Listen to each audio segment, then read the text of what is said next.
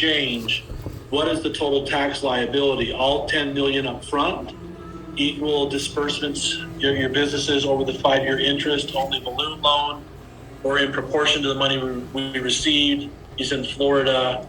Gene, what are some of your thoughts here as you walk through this type of a sale of a property? What do we need to be aware of? So I'm assuming that you're wanting to, when you say Florida law, please, you're really looking at what's the tax rate in Florida for this transaction versus the tax on the federal level. I hope that's what you're talking about here. On the good news is the state of Florida doesn't have a capital gains rate, so you shouldn't have to pay anything in the state of Florida. But on the federal level, the $10 million up front is going to be taxed at the 20% tax bracket, assuming this is a capital gains situation, which I don't see any facts and circumstances here that suggest otherwise. I am assuming you held it for over a year, so it's a capital gains property. If I'm making wrong assumptions, let me know.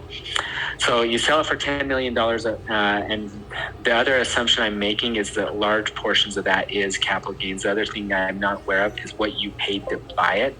So that could make a difference as well. But let's just assume that this is roughly $10 million capital gains. You're going to pay 20% capital gains tax. And the thing about it is the income levels you're talking about, if you do that now or you do that 5 years from now, you're still going to be paying the same rate because you're in that higher bracket that's going to pay the 20%.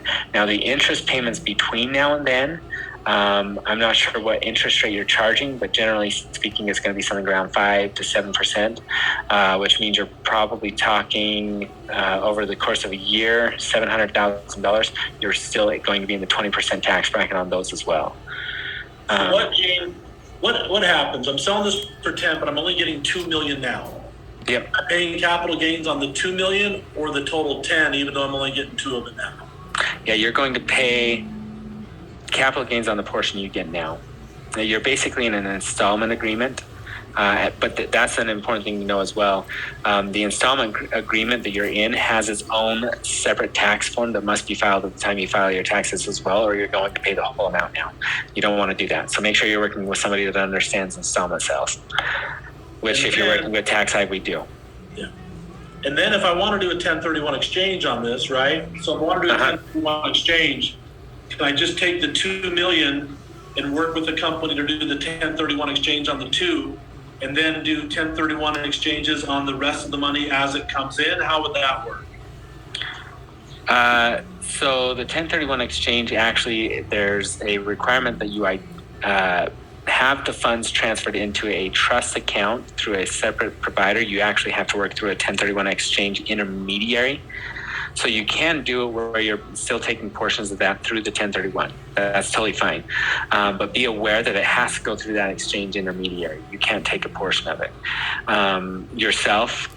And so you actually have the option of buying multiple properties out of this, and that's one way that you could do that. Or you could just have it where you're buying one property, but they understand the funds are flowing in at different rates.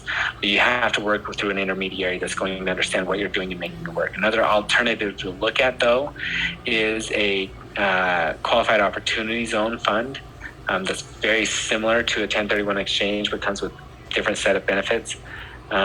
That's another option to look at that's going to help you push the capital gains recognition out to the year 2026. The 1031 gets it to either the time you sell the property or the time you pass away, whichever is longer out. But the qualified opportunity zone will move it out to the year 2026, but give you some other tax benefits that come with it as well. Petra, I see your hand raised. We can't bring you on here. Please post your question in the chat. The other thing I wanted to mention here, Jim, it sounds like they are wanting to do an installment sale.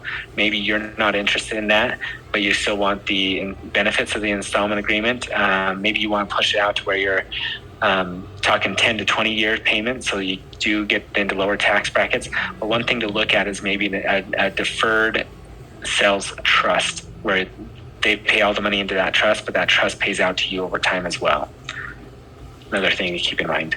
Yeah, I think part of it here that Jim's looking at, as I read it, Gene, is the people buying the property only want to come up with 2 million, and they're requiring him to carry the note, and then so he's not going to get more than 2. So I think the couple of key things here are Your tax liability is only on the money you receive, is what I think I heard here, Gene. It's not on the total sell. It's on whatever money actually comes to me. So long as you file the tax forms right, yes. Great. And then the second thing is I can do a 1031 exchange on just the portion that I receive. Just because I only get 2 million of it, that doesn't disqualify me. I can do a 1031, but I need to work with an intermediary who understands what I'm doing to pull it off correctly.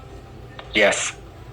And understand that there are some rules about time periods of change too. The 45-day rule that, like, this is going to be to work through a 1031 exchange, this is going to be complex. Make sure you're working through with a very good 1031 exchange intermediary that knows how to make this work. So I'm going to read this. I'm going to kind of read two questions that came in, Gene, but I'm not quite sure I understand the question. Looking at the categories for expenses on a rental house,